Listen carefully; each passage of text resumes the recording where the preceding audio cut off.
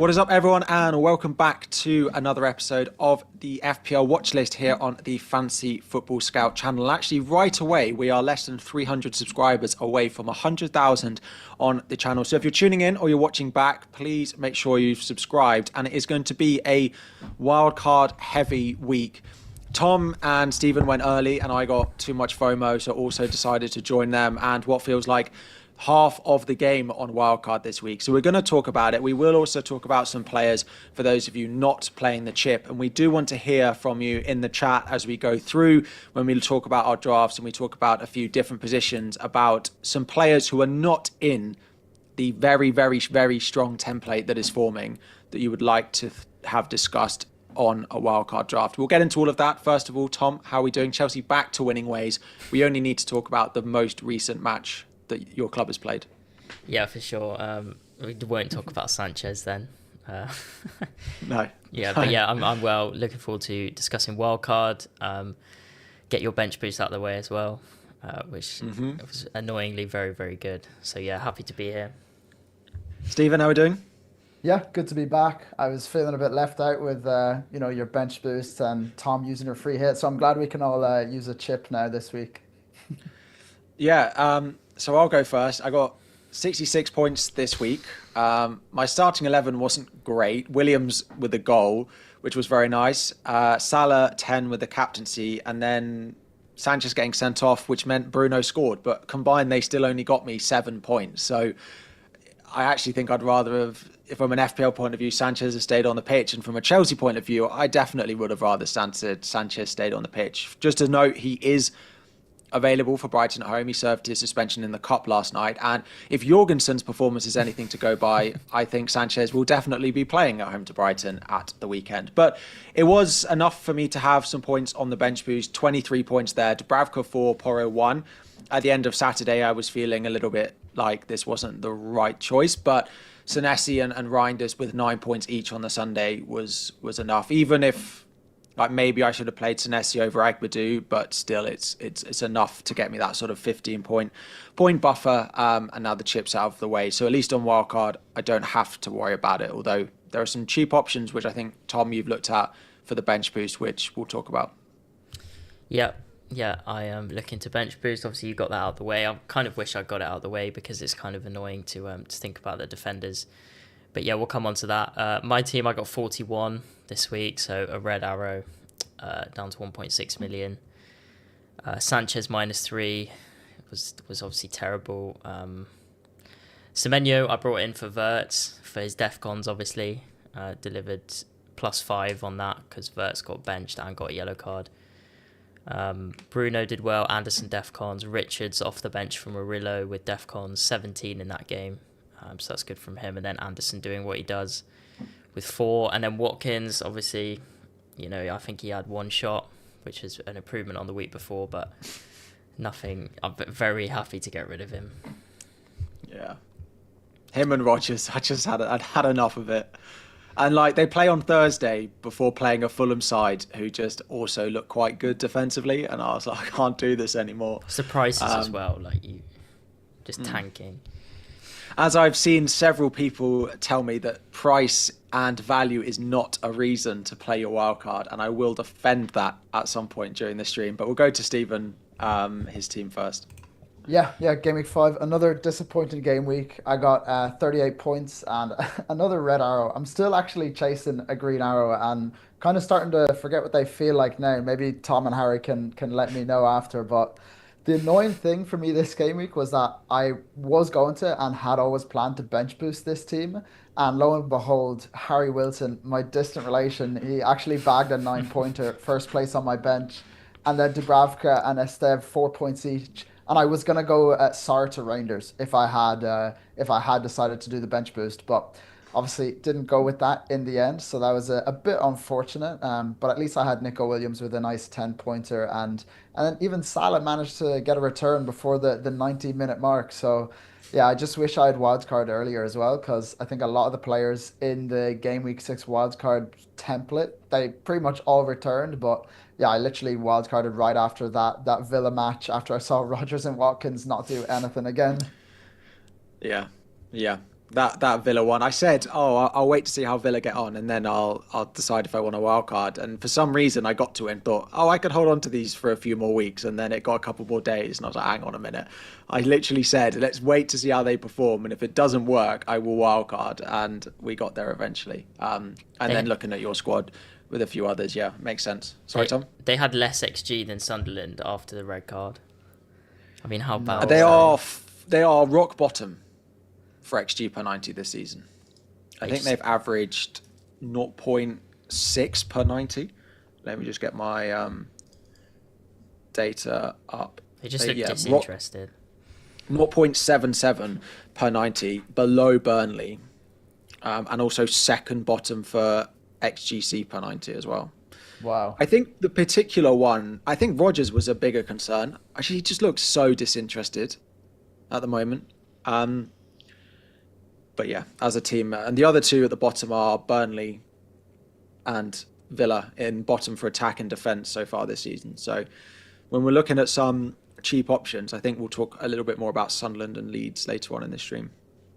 So let's start. We'll have a look. We're going to start with looking at my wildcard, because my wildcard is very much the template at the moment, and I am very much aware of that.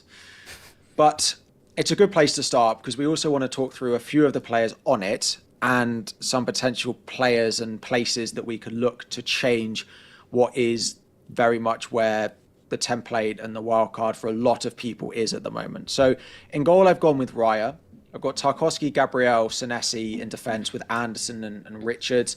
Reinders, Semenyo, Illiman and Dye, Fernandez, João Pedro, Gyökeres, Haaland, with Stack being the 8th attacker.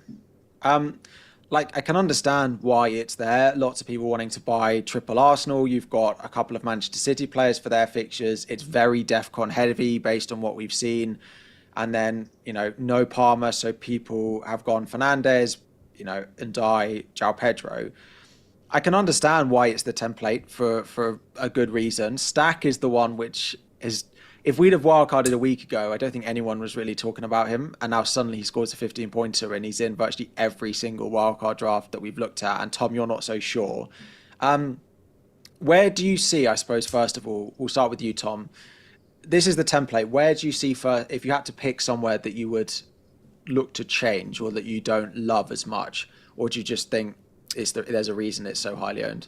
I mean, I can't criticize it too heavy because it's also my team, but it's just so good because all 4 midfielders can get defcons. You got 5 penalty takers, and the defenders get defcons, and then you've got the best defense in the league who don't get defcons that often, but they're the best defense in Europe. So it's hard to argue against. I mean, I'll leave Gyökeres because I know Stephen hasn't got him, so he can talk about Gyökeres. But in the midfield, you've obviously got Saka now that Madueke is injured, and you've got Foden, who is kind of a fun-ish. Well, if it's fun to be benched, but a fun-ish punt that people can take for Burnley at home. I think if you were free hitting this week, which maybe some people are, I'd definitely go with Foden, especially if he doesn't start tonight. Yeah. But then it's who do you drop? I guess it would be Bruno, wouldn't it, for Saka? You've almost got the money to do that. You would have the money to do that if you sold Richards, because I don't really think you need a 5th. I don't really see why you wouldn't have a 4 million with just save the money. But then it's Bruno against Saka. You've got one who gets defcons, one who doesn't, one who's on penalties, one who probably isn't, and one who plays 90 every week, and one who maybe won't. So I find it quite hard to convince myself to not go Saka. I guess Ndai is probably the weakest link, I would say. But he starts getting defcon, and suddenly him and Semenyo are getting defcon on top of what they already do, and it's and penalties, fixtures as well. If Semenyo and Ndai are getting defcon one in every 4 weeks, maybe it won't be quite as much of that. One in every 5 weeks, just to add on top of what they've already got. It just boosts them a little bit. I just think with Fernandez, I was saying this, if you watch the games, he's a horrible player to own. But if you just look at your points every so often, he just ticks along. And I just think there's never a point in the season where you'll feel you definitely need to sell him. And when they've got Liverpool away, he just still has the ability, if anyone in that United team is going to get on the score sheet, I mean, he it's got going in to the be box him. against Chelsea, which is No, exactly. new. And he's good for DEFCON as well. So, I mean, the DEFCON, we said at the start of the season, it was good because it increased the player pool, but it feels like, if anything, it shrunk it at the moment. Yeah, that's interesting. I hadn't actually thought about it that way, but it's one of those things where you kind of want to have DEFCON players in your midfield. Like if you're getting a player that only provides some attacking potential, you're limiting yourself slightly. So I see what you mean by, you're always going to be tempted to just go for like they're almost the safe pick because they might tick along if they don't get an attack in return, they're going to come in with a potentially some DEFCON points as well. The likes of Ndai, also Paqueta, one of those players that has a nice little blend of both, some attack potential as well as the DEFCON potential. But I think the issue with wildcard this week is that with the template, it's so strong that you could argue the only place to really differentiate yourself is your third defender, which is quite which is quite boring. Like, like you And got like your Dark. goalkeeper. Yeah, yeah. It's like, oh, I've gone for Pope instead of Raya. Like, okay, well done, mate. It's Raya Gabriel Senesi is definitely is like an absolute lock-in to every single wildcarders team. And then it's like if you're playing a three at the back, okay, he went for Tarkowski, such and such went for, maybe Munoz or Lacroix. There is so many options for that third defender slot. I think that's where you're actually differentiating yourself. Yeah. I think We Spurs are do. overlooked, I must say, in the wild Yeah. card. I think the next few games, what is it? Wolves, Leeds, Villa, three teams that are really struggling this year to score goals. Yeah. Romero is a really big set piece threat. I think he's in my team, so I think he's the best Spurs defender. But I think Spurs are possibly the way to differentiate, which again segues to Steven's team. Yeah, I've actually got two Spurs in my team. I've got Van de Ven, who I've had since the start of the season, and I've gone for Xavi as a midfield pick. I feel like Ndai is like it's for me it's Xavi or Ndai. I could also go Kudus as well, but I'm just trying to be a little bit different, maybe for to the detriment of my team because if you ask me right now who's a better FPL pick, Ndai is a much better FPL pick than Xavi. But with those fixtures in mind, I know they both have good fixtures, but there's something about Xavi and what I've seen from him so far that I think he could be a nice differential for me and a way for my wild card to because I'm playing a lot of catch up. Like I'm 6 millionth right now, so I need to do something different. And yeah, I think part of that is taking you could call it unnecessary risks, but I've got to find some way to do find a bit of a differential. Let's use that as a segue. Just before we talk about some of the players, let's talk about Erling Haaland as a starter. If I wasn't on wildcard this week, I think I'd be looking to triple captain him at home to Burnley. He looks on it. He's likely to get a rest midweek. Burnley are the bottom team for expected goals conceded, but of course, he's now yellow flagged in the game. Let's not. I don't think we need to dwell on this too much. But I can start with you, Stephen. Do you have much concern that Erling Haaland will play at home to Burnley? I have no concern that he'll play. I have a lot of concern that he'll get subbed off at I could even see like a 45th minute sub, a 60th minute sub, if they're already winning 3-0 and he has had a supposed back injury throughout the week. It's more than it's well within, the remit of Pep Guardiola's rotation that he just subs off Haaland at halftime or before the 60th minute, in which case all the triple captainers will lose out on those appearance points. I think that is what's going to happen in this game because I can see Man City running away with it in the first half and then the rest of the game just kind of passing it around. But what's he on if they're 4-0 up? That's a good Well, point. That is a yeah. good point. If they are 4-0 up, then you could see him scoring all four of those goals. Would it put you off the triple captain? I think it would put a bit of doubt in my mind, but I mean, what Tom said there, it is true that like even if it is Haaland with 60 minutes against Burnley, it is a viable triple captain option when we've seen how good he's been. Like he's the best player in FPL right now, and Burnley are the worst team in the Premier League right now defensively. So it's a perfect matchup for a triple captain. I just do have those concerns over the minutes. Tom, how do you feel? Do you think he's going to play, and B, would it change your opinion on your triple captain? Yes, I think he'll play, and no, it wouldn't. I would, if I wasn't on a wild card, I'd 100% do it. His data is unrivaled. I think he's got 6.5 XGI. I don't think any other player's got more than 4. And you can correct me, he hasn't had a penalty yet. Nope. So that's all open play. Like the way City are playing a bit more, I know obviously they're not going to be countering against Burnley, but even so, they're not shy to just like lob it up to him.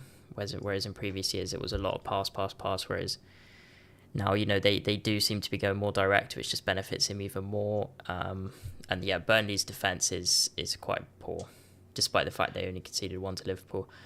And to be honest, still conceded, yeah. 2.5 XG to Liverpool, 3.5 to United, 2.5 to Spurs. Yeah. And have you seen Burnley's record against City away? It's like 3-5-0 in the last 4 trips, I think. I mean, I don't ever read very much into that, especially when it's the team has been down, yeah, change manager. Anything for the narrative, come on. Yeah.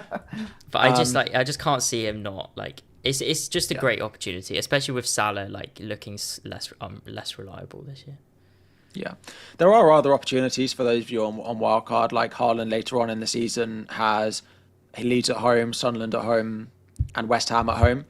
So there's lots of good opportunities there. I'm actually wondering about game week 17. He has West Ham at home, which if they're unlikely to still be playing. Yeah, it'll be Nuno, so we won't be wanting to do that. But Salah also has opportunities later down the line. So there are lots of them. There's a period between like game weeks 13 and 17 where there's a lot of good fixtures for Liverpool and Manchester City at the same time.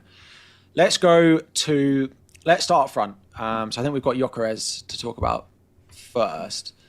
He is in my wildcard just based off fixtures purely. Now, Saka is back available, so I think he needs to be part of this conversation.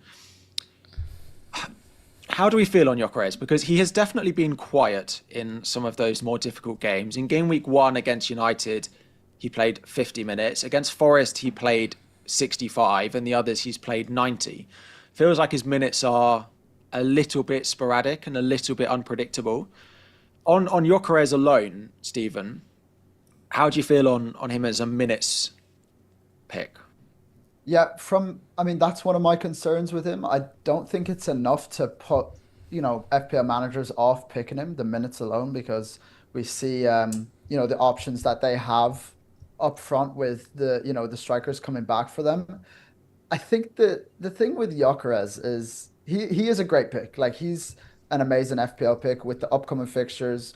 Obviously, we saw the signs that he might struggle against stronger teams, but against Leeds he did well. He's definitely getting that reputation as a flat track bully, which is always a great thing in FPL, especially when you consider we're targeting this Arsenal fixture run that's starting to turn green. And yeah, we've seen he can do damage against weaker defenses. I just wonder whether it's enough to justify his price tag because he's not cheap. And yeah, Saka is the thing for me as well because if Saka opens up as an option, then having double Arsenal defense, a lot of people have that on their wild card. You're going to want to find a way to differentiate. Are you going to go for Saka or Gyökeres? That's basically the decision at the end of the day if you're on wild card. Yeah. I'm wondering about the double Arsenal defence, which I've got at the moment, purely for the Saka route if I wanted it. But it does feel like at the moment, Saka versus Gyökeres for a lot of people. So you haven't gone Gyökeres in your wildcard at the moment. Who have you gone instead? I've gone for Evan Nilsson instead. But I do think there are other options you can go for. I just really like I've actually got triple Bournemouth with Semenyo and Senesi there too. But I really like this fixture against Leeds for them. And the fixture run is quite nice. I think Evan Nilsson has been underpriced in the game as well. So if he can do well for me, it just opens up more options in the midfield, which is where I'm interested in. Just to go on to your point about, the doubts over double Arsenal defense, I think it's always going to be double Arsenal defense for me, just because I don't see Arsenal as a team that consistently scores, 3+ goals. They don't do it enough in comparison to the likes of Liverpool, City, even Chelsea as well. I think they're just a defensive team, and we've seen this year how good they've been defensively, and for the past like 3 years. So the double Arsenal defense is a lock in for me. And then, like I said, it's just which Arsenal attacker to go for between Saka and Gyökeres. That's the main hang up I have on him. So you're not going Gyökeres, but you think you'll go Saka. Yes, so I have Bruno in that spot right now, just because his next two are so good. But in the same week that Bruno plays Sunderland, Saka plays West Ham, so I'm sort of causing myself a bit of a dilemma there, and I might find a way to get both in my team. But yeah, Saka will make his way into my team soon enough, I think. Tom, you have Gyökeres. Do you feel more bullish that it's not a no-brainer, but yeah, I just at the think, moment, some people in the chat saying Saka's not ready to play 90, but with Madueke out, I mean, is it going to be Wanyeri or? I think Saka comes in, but it's just like Gyökeres is cheaper and probably has penalties. And it's kind of, and then when you say, well, you can have Bruno at that price instead of Saka, I think for me it's a bit of a no-brainer. And I just think with Gyökeres, right, if he scores at Newcastle, you are going to want him for West Ham at home, aren't you? Like, he's going to be the bandwagon for every non-wildcarder. But what happens if Saka scores? It's going to be the same, you've right? Still got the penalty taker against West Ham, though. That's like... Can we just discuss this? Because I've been asked about it so many times. Is Gyökeres definitely on pens? I mean, Arteta said he was the best penalty taker at the football club, so... And Saka doesn't feel very much that he cares whether he takes pens or not. I just feel like he keeps giving them away. So if someone comes in and wants them, I just feel like Gyökeres will take them. Yeah, I mean, I could see if they're 3-0 up and Saka he could maybe give him one, but yeah, I don't see. Arteta said he's the best taker at the club, so it seems like a bit of self-sabotage if you're not putting him on penalties. But Gyökeres doesn't score against big clubs as we've seen. So I actually see this game as such a 0-0. Both defenses have been so good. But that's not to put anyone off going Gyökeres. I still think he's a great pick. I just want to do something different because I'm 6 millionth. I mean, yeah, that's fair. If you were free hitting this week, you probably wouldn't have him. But if you're wildcarding next week, you'd definitely have him. So, yeah. Fine. What's next? We got Tarkowski to talk about. Let's look at defenders. Yep. So, I mean, DEFCON is the name of the game at the moment. I said I feel like I'm in my DEFCON era, just picking 5 centre-backs in my wildcard, all of which have had DEFCON so far this season. And I don't really care if they keep clean sheets. I just track how many interceptions and tackles they make, and that's all I do at my weekends anymore. And the one that seems to be in every single person's wildcard is one of the two that seem to be in a lot of wildcards are the two that've hit it every single week in Senesi, who is now up to 4.8 million, and this man, James Tarkowski, who has not had a price rise yet, despite 4-8, 3-8. 3 so far this season, and West Ham at home this week. My only concern with Tarkowski is I look at some of the fixtures and they're okay. I still don't look at their fixture run and think it's that amazing, but it's the change in mentality I think we need to have, that Tarkowski at home to Palace and at home to Spurs, if they keep 1 in 4 clean sheets and he also gets DEFCON in 3 of the 4 games or all 4 of the games, then you do get a pretty nice overall score. Tom, I have a question with DEFCONs, because last year didn't he only get it in 60% of games? So what's changed? He's now getting it every week. Obviously he's not going to get it in every game, but he was the best player last year. I think he got it in 58% of his matches. So what? I'm quite confused about why it seems so obvious that he gets it every week. Well, it's the same with Senesi, right? It's just luck or different system, or I don't know. I agree. I've thought the same a little bit. I think there are some where Tarkowski, when we're looking at the data at the start of the season and, Tarkowski hits it 58% of the time, and there's suddenly this season he's hit 10, 11 and 11. Last season, if they're 9s, there's not much change in data, but he suddenly hit it. I do feel like we've seen more long balls to start with in the league. There was a bigger approach to not just doing the Pep tiki-taka type football that we've seen in the league for so long, which I think is increasing the number of DEFCON that we're seeing. And with the amount of games, teams are going slightly more defense first compared to attack first that we've seen in the past. I don't think Tarkowski's going to hit it every single week, but it definitely feels like there is a boost to it this year than we've seen. Stephen, do you have a thought on it? Yeah, I've been toying with the thought of a 5 at the back on my wild card just because of how we've seen, how powerful DEFCON can be. And also, like you mentioned there, Harry, the shift in a tactical approach in the games. Like, it's a very much so like, don't concede and hopefully we get a goal, as opposed to like all out trying to grab a goal first thing. It's a much more measured approach. So I can see Harry just went on to like sort by DEFCON and picked his defense, which it's not a bad strategy. And I think a lot of us have sort of done that too. But yeah, it is one of those things that I can see myself playing 4 at the back and just looking for those top defensive contributors as well, because it's going to be a game changer. And we've seen already, I think it's sort of changing the game as well. Didn't hit it last night in the cup against No. Wolves. Only got 6. So the one defender, when you sort, I have just sorted by DEFCON to see who was at the top. The one of the ones in the top that isn't being picked very much is Van Dijk. He is 3rd. He's actually only got 1 defensive contribution less than Tarkowski, but it's because he hit loads of them in that game week 1 fixture against Bournemouth. I think he hit 21 that week. So he's hit it in 3 out of 5 games. He's probably better for clean sheets than you're going to get with Tarkowski. He's slightly more expensive, but Van Dijk is one I don't have at the moment, but I really do have a bit of a desire to own him. Any thought? I suppose the other thing with Liverpool, just before I hand to you, is from game week 8, we will want to start investing in them. And the long-term fixtures look good, and I do just wonder about Van Dijk. I mean, you could get him because you've got 0.6, right? Mm-hmm. You could. That's exact money. So yeah, he was in my drafts at the start, but for me, building a bench boost, I just kept coming back to the 0.5 that I needed. But he's definitely a great pick. I mean, is there an argument he's better than Gabriel? I don't think Gabriel's had a shot this year.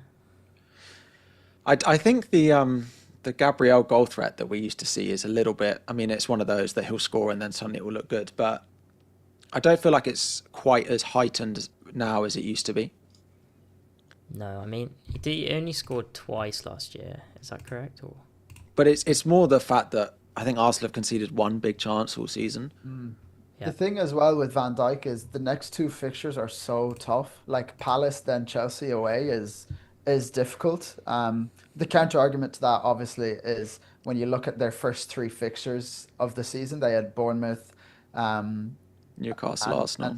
Newcastle, Arsenal, which are 3 really tough games, and they still rank, I think, 4th for expected goals conceded after that run as well. So yeah, I think he's such a viable pick, and I've actually seen a lot of wild cards with just 0 Liverpool now that Salah's not in, and you don't know, Ekitike is out. I mean, I do know Isak is starting to creep into people's minds after that wild decision for Ekitike to like take his top off after scoring a tap in against Southampton in the League Cup. So that alone has just changed the FPL landscape of Isak being introduced as an option, but maybe not so much a serious option. But yeah, I've seen a lot of wildcards with 0 Liverpool players, and it is interesting when they are, probably favourites to win the league. Let's talk about Liverpool then, Tom. I mean, Ekitike got himself sent off last night for taking his shirt off in scoring a late winner in the 4th round of the Cup against Southampton at home. I don't quite know From 2 yards. From 2 yards out. I mean, I don't know what needs to be said about that. And is now suspended for Palace away. And all the pictures of Frimpong talking to him and Arnie Slot in the background just cracking me up. Just like, what is this guy doing?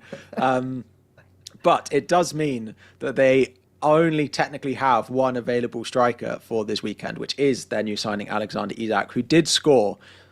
Does it make you more inclined to pick him? Do you think that he will be their main man? How are we feeling on Isak now, Stephen? I think his minutes are just too uncertain, even with this, new development. I think he would start. He is going to start against Palace and just come off early because even before the 45th minute, like at halftime, he gets subbed. At which point, I could see. I mean, Liverpool fans maybe correct me if I'm wrong, but potentially even Gakpo going up top or a nice little Verts in the false nine is what I was thinking could happen. I just don't think he's going to play the full match, and it's against Palace as well. So it's not like, if he was coming up against West Ham or Burnley, I do think he'd be, more in our thoughts. But until we start seeing some consistent minutes for him, I think he is in a void for now. I think he's in a void, but I think he's a good option if you want to go different. I think there's a school of thought that like he's the best striker in the world, and like why is he not going to start most Premier League games? Because at Newcastle, he just couldn't play 3 times a week every week for months. They forced him to play more minutes because their backup was Callum Wilson, who was also injured. And now they have the luxury that they have Ekitike, who is doing incredibly well when he gets his minutes. Yeah. So their Champions League games aren't easy anyway. I'm looking at them as Galatasaray, Frankfurt, Real Madrid, PSV. It might be that Isak plays all the Prem games and Ekitike plays the Champions League. But if I saw Isak start on a Wednesday night in the Champions League and they play on Saturday, I have let's say he plays Saturday in the league, then he plays Wednesday in the Champions League. That next team sheet, you are going to be stressing about that it will have Ekitike on. Yeah. I feels like one of those that you don't need to be the first person on. You just don't want to be stressing about your 10.5 million striker. No, that's very true. If you were free hitting this week, would you put him in? I actually think I would. Yeah. Yeah, I probably would now. Instead of Gyökeres. Palace away, I still don't think it's a good fixture. Like Dom Dewsbury in the chat, bringing him in captain this week. It's a big differential, to be fair. I mean, Ekitike is the 3rd highest owned forward in the game. And he's already dropped by 1.2% since that last night. So I guess you could argue that, Ekitike will start the Champions League game now, so... Yeah, so does it make Isak It gives Isak 2 starts. But even then, he's going to be like in Gameweek 7, sorry, is Isak starts, and then what? After half an hour to go, Ekitike comes on. Yeah, I guess we'll just have to see. He'll have to prove his fitness first, won't he? Players can get fitter. He may be able to play 3 games a week in 6 months' time, but even if you told me Isak started every game but only played 65 minutes every week, I still don't think I'd pick him. Yeah, fair. If he's not getting 90, then. I am picking. Sorry. I am picking you. If anything, the Ekitike sending off helps Gakpo again. Like we've been talking about Gakpo's minutes like over and over again, but he did get the substitution that we were all anticipating in Game Week 5. But yeah, I think this does help him because I could see him going playing up top once Isak does get his nice little 45-60 minute cameo. Yeah, fair. What about, speaking of minutes and rotation, what about Foden? What do you guys think about Foden? We were so close. It was so close, and then he gets taken off after an hour at the weekend. Yeah. I know Barley's asking in the chat in comparison to Reinders. For me, they're not comparable. Like, you should be looking at Foden versus Bruno versus Xavi Simons versus, I suppose, and Dye, but still there's too much in there. I just think Reinders should be in regardless because he's 5.6 million and he's the only City player to play 90 in every single game so far this season. Reinders, I think if you want Foden, you go triple attack and you go Foden, Reinders and Haaland. But I wouldn't replace Reinders with Foden. I agree. I think I see some people debating whether Reinders is like an absolute lock in on wildcard. And my argument towards like the fact that he is when you think about him and what he offers as an FPL pick, he shouldn't be his price. And 5.6 million for me, that's like near enough the perfect first bench spot, price. Like you have that fifth mid that is 5.5 million, and he can come on and do a job. But he's actually a player that you're going to want to probably start every game. So he just opens up so much more of your budget for the rest of your team. It's like what we got from Rodgers last year.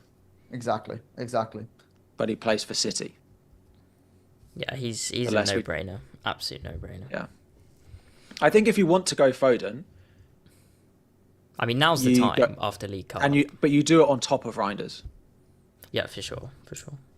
Triple City. For Burnley at home. Mm-hmm. I'd be much more inclined to do that. What do you think about City defenders? Like I've seen Gvardiol, Ruben Diaz in a few drafts. That third defender spot that you can get a bit of a differential going. I have wondered about Donnarumma in goal.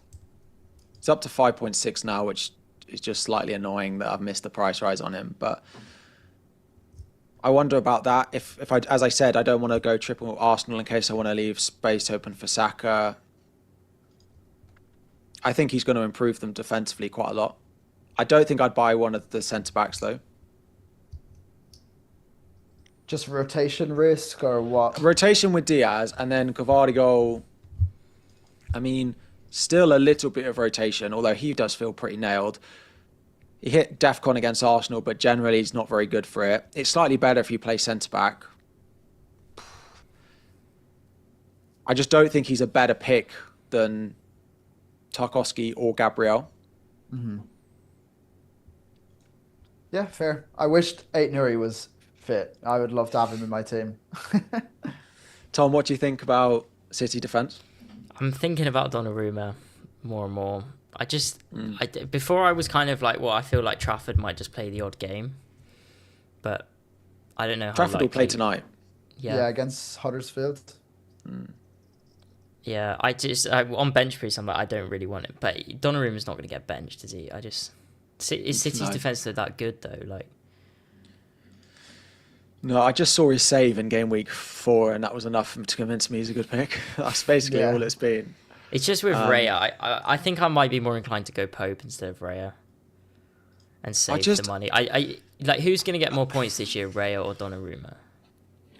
Probably Raya, but I just see Donnarumma has a penalty save in him. His huge body is just gonna. I've got that in my mind that he's gonna save pens, and that will be worth it. I just feel like I've doubled up on defenses in like Raya and Gabriel so many times, and I just haven't enjoyed it.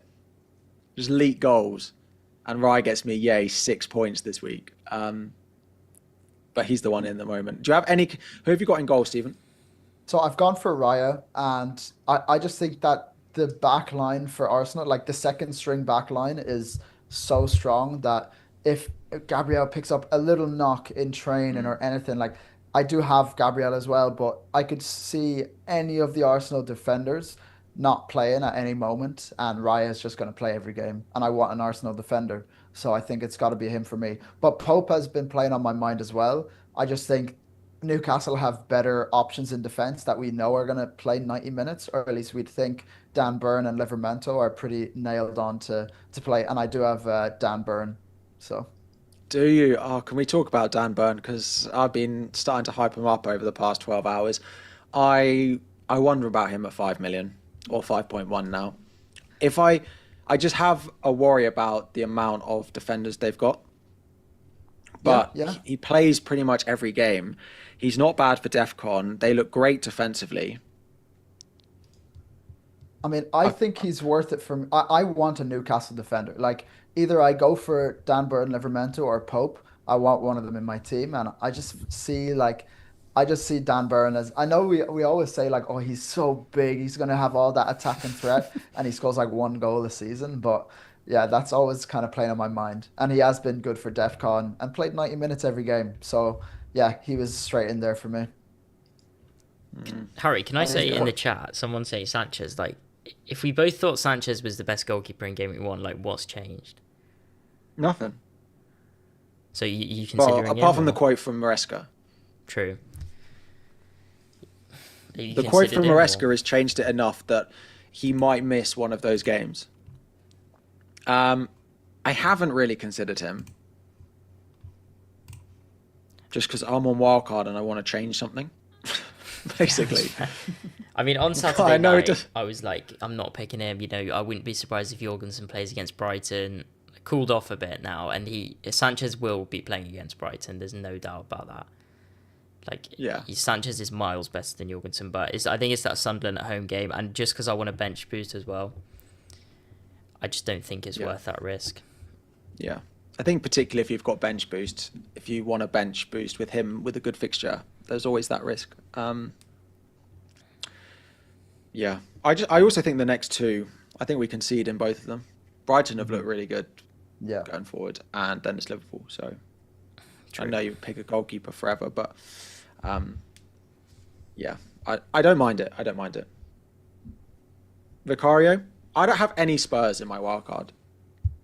I was just about to mention Vicario as well. I see a lot of people saying that Spurs have been overperforming their expected goals conceded, and it is true. And I think that's what puts us off a lot of them.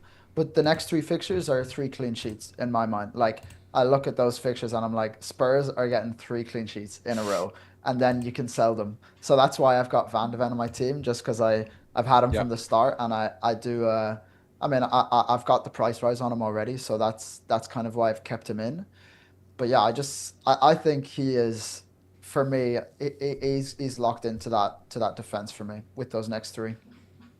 I've got Romero. I just think he's high DEFCON. Obviously, I don't have the value, so it's a bit different, but I think he's better for DEFCON, and I don't know, I think it will be his turn to score next. But I mean, that's just like one of those fallacies that's not really true. But like, he had a goal disallowed against West Ham, didn't he? Which was really unfortunate. Yeah, yeah. So yeah, I think I agree Romero's with you on the probably. next three, though. I've gone for Romero for that reason. I think he is probably the better pick as well. It's just the price, isn't it? It's whether he's worth that extra. If you can fit him in, then yeah, I do actually quite like him. Better than Porro, both of them, I think. Yeah, Yeah. yeah, for sure. Yeah. Shall we do Steven's team? Yeah, let's do Stevens Because first. you have got double Spurs. Yes, I do. I do indeed. Yeah, so I've got Raya and Gabriel, the double Arsenal, and I also have Van de Ven, Senesi, and Byrne. I quite like the look of those three, and Anderson as well. So I've gone for three kind of 4.5 defenders, and then a Gabriel at 6 mil and a slightly more expensive Burn as well. I do have a lot of money to play with in this draft, but in the midfield I've got Xavi, Semenyo, Reinders, Bruno Fernandes, and Stack, and then Haaland, João Pedro, Evan Nilsson.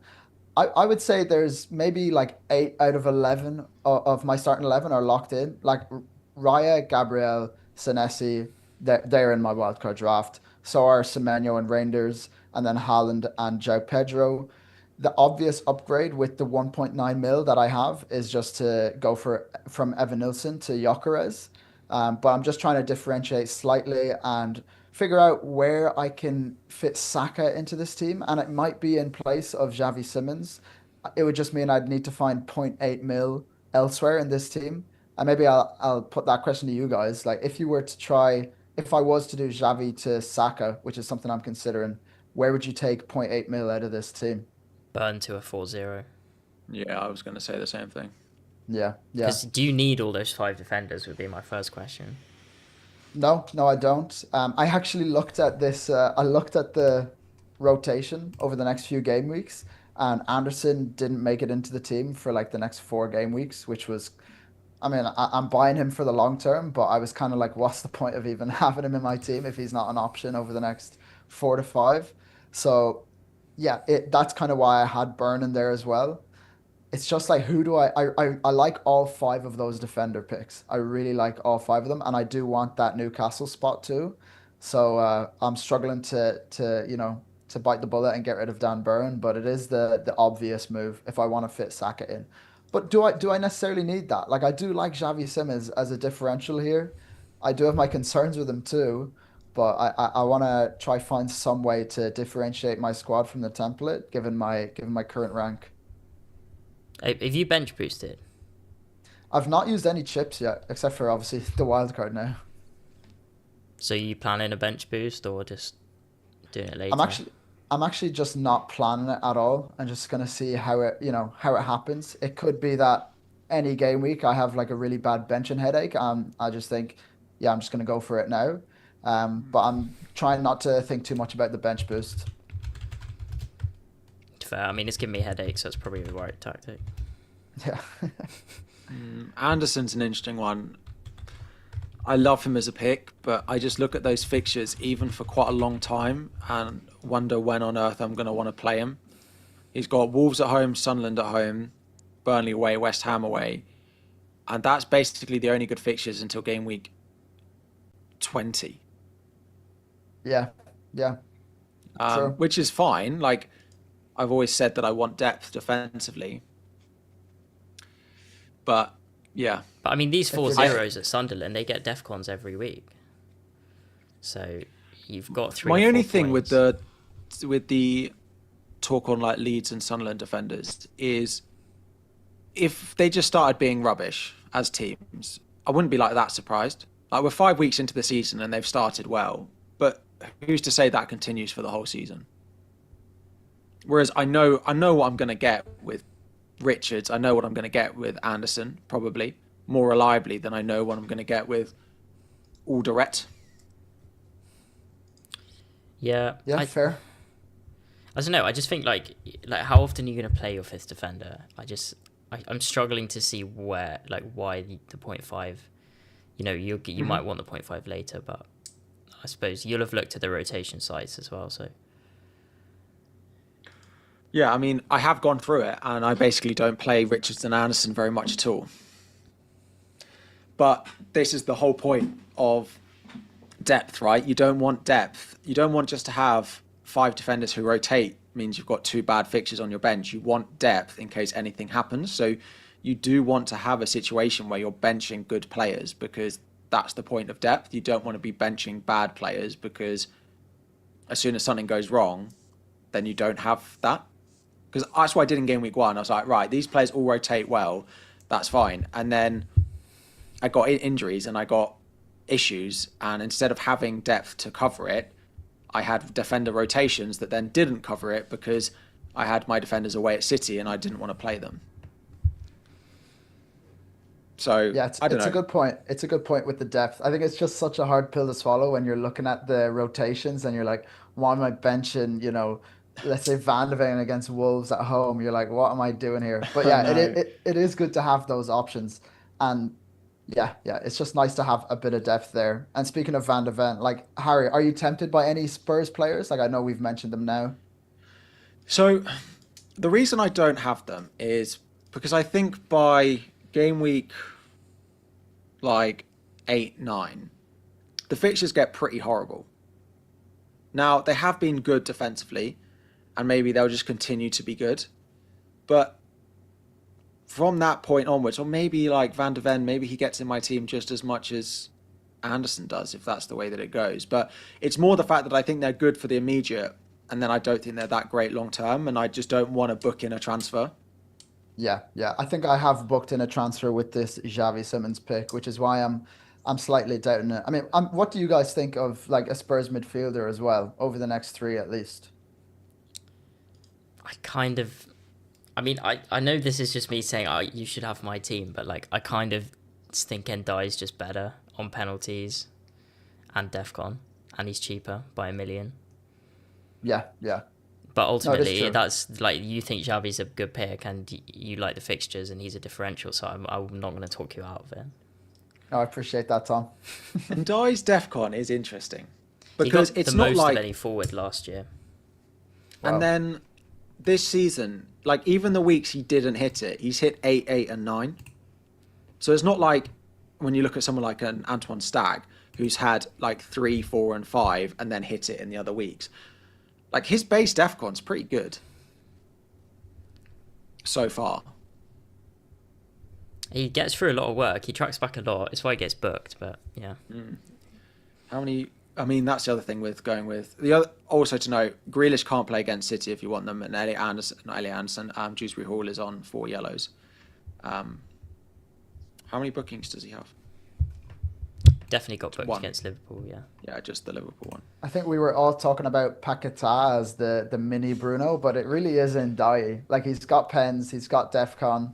He is the mini Bruno. I just don't think we can get too carried away with Ndiaye's DEFCON.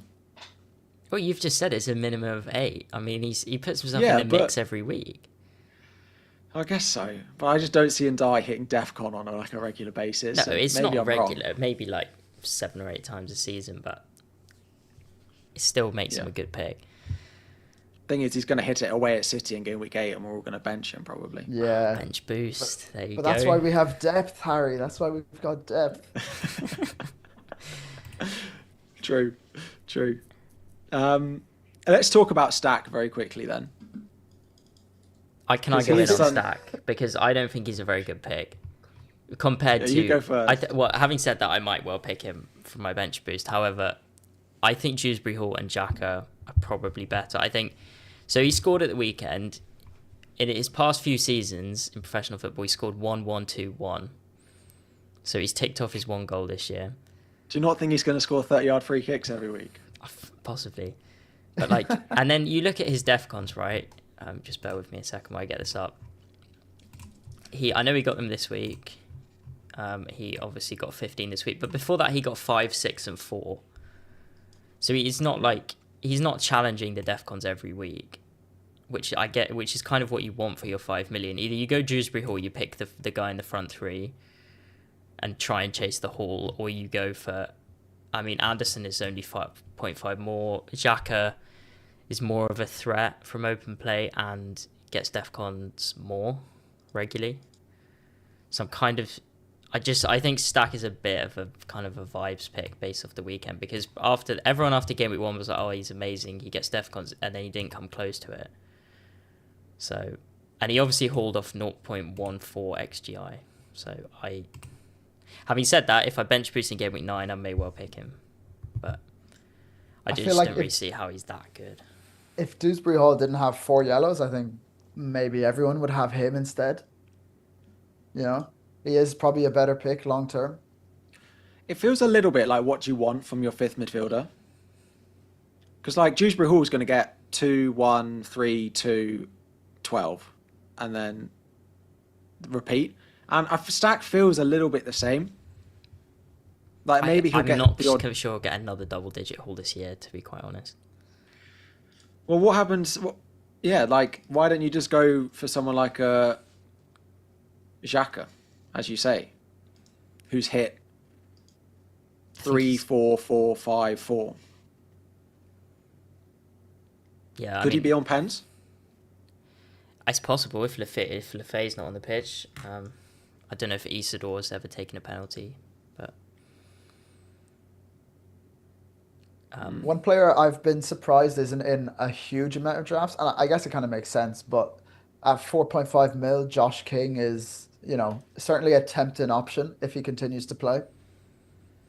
yeah, benched He's last just- night, so should keep playing. That's Just the the thing. output. Yeah, but it's the same thing with the likes of Dewsbury Hall and Stack, where it's like 2-1, 2-1, 2, 10. And he's 0.5 mil cheaper. I mean, you've got the money Yeah. to just get Anderson or Caicedo, to be fair, Stephen. Yeah, I do. Yeah. I mean, part of me is like, I already have Reinders in that 5.5 million slot. Like, how much do I want to go cheap in the midfield is kind of playing on my mind as well. And then I'm also wondering, like, do I just invest that extra money into the defense because I'm hyping up DEFCON so much? It's like, should I stick to my word and go for that? There's so many routes you could take. I think that's the beauty of the DEFCON midfielders, is they do open up a lot of slots, a lot of place to use your budget elsewhere. Yeah. I mean, apparently FPL Mackham in the chat saying, yeah, Isidore missed 2 pens in 5 minutes last year and hasn't been on one since. So What, did he retake the same pen or? no, I remember now. He missed 2 Oh, in a dear. game against Burnley. So I could well be Xhaka. But if Xhaka's suddenly on pens, then surely he's. I mean, we say this, and then Yeah. Sunderland will get 2 penalties this year, and one will be away at City when he's on all our benches anyway. So I think it's more like, are you ever going to want to play Stack, excluding the bench boost? Like if Ilman and Dye goes away to City, for example, ignoring what fixture the other cheap mids have, are you going to want to bench and Dye there Well, and Stack play a has Burnley Stack? that week, so like Well, that's a good example. That is a great example. You probably would start him then. I would never bench a penalty taker. I good would point. not bench and die against City. He's going to get defcons, as we know. So. Let's see in the chat. Would you play Ndiaye against City or would you play Stack away at Burnley? Because if the answer to that is Stack, then you pick someone who you think can do well in the fixtures you're going to play them. But if the answer to that is Ndiaye, then you pick the player who scores 5 points most weeks and will just be there when you need them off your bench. I mean, I think I'd probably play Stack, but that's recency bias. That is definitely recency bias. Ndiaye. I suppose with DEFCON, like...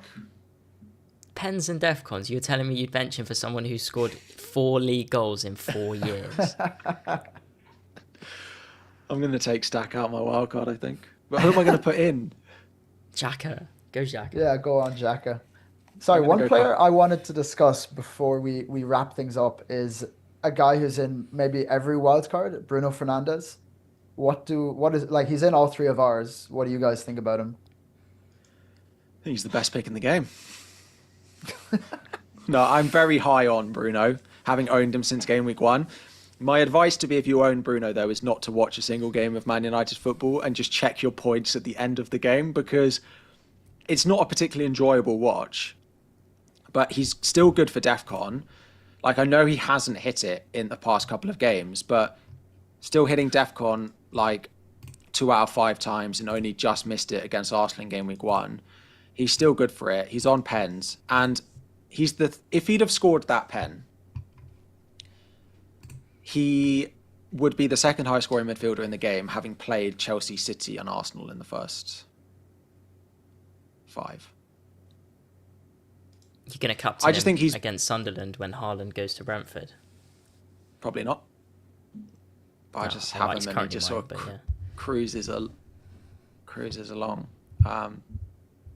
Especially with Palmer injured, I just don't see how I can justify not going for Bruno.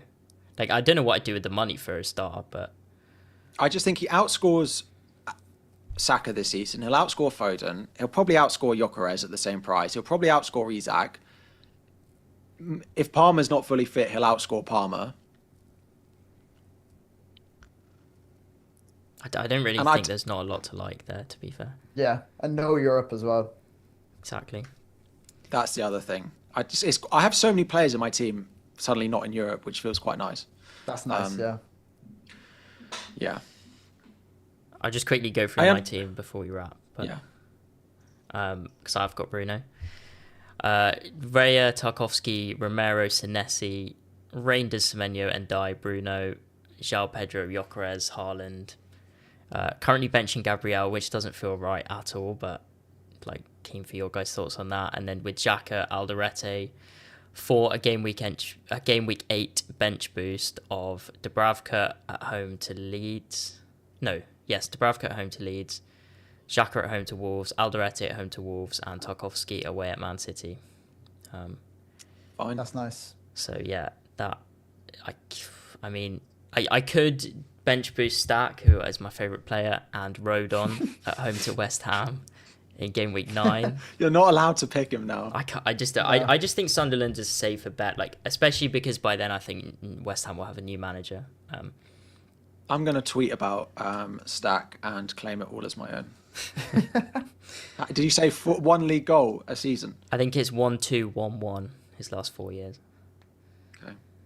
Yeah, Tom, I think the Gabriel benching is playing on my mind as well, because I already have Raya, so I'm kind of like saving myself there if they do get a clean sheet. But looking at your defense, it's like or even if you were to consider playing 4 at the back, I don't think either of those are an option. Like he is getting benched in this team that you have here. He has to be, because all the other defenders their fixtures are so good.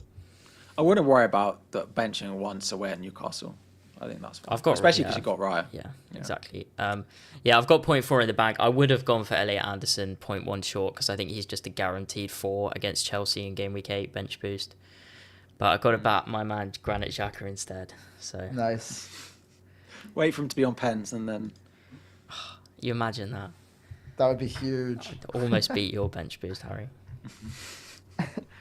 Harry, you have Gabriel starting over Anderson, who plays Villa away, the lowest XG team. Are you considering swapping those two? Not really. I mean, maybe I should, but I have this thing in my mind where I've benched Gabriel points before. As soon as you own him, I just want to play him every week. But maybe I should consider going Anderson. But also, like, I wildcarded Anderson out. He wasn't even starting for my team last week, and then if I suddenly wildcard and he's starting, it just feels weird. Maybe I should, especially let's see how Villa get on Thursday because they've got Europe. Yeah, fair. They start to score. This could get clipped up. This is going to come back to bite me. But Newcastle feels like a game that Arsenal don't score from a corner. I mean, Newcastle are the biggest team in the league, aren't they? Yeah, Dan Burns getting DEFCON. Yeah. I don't know. Yeah, so for my team, though, I think the players I'm still deliberating on is possibly Raya. And then Sunderland or Leeds for a bench boost. But I can't pick Stack now, so it's probably locked in. Did you say you're debating in Dai? No, I don't think so. Oh, sorry, I thought you said that. Never mind. No, Raya, sorry, I think I said Raya. Nice. But yeah, that's me. That's my wild card. Cool. I think that's everything. We did mine at the beginning. Yeah, Dan Burn. Maybe Dan Burn will score. Just starting double Arsenal defence away. I mean, Newcastle haven't created that many chances, but is Gordon back? Also, yes, I think so.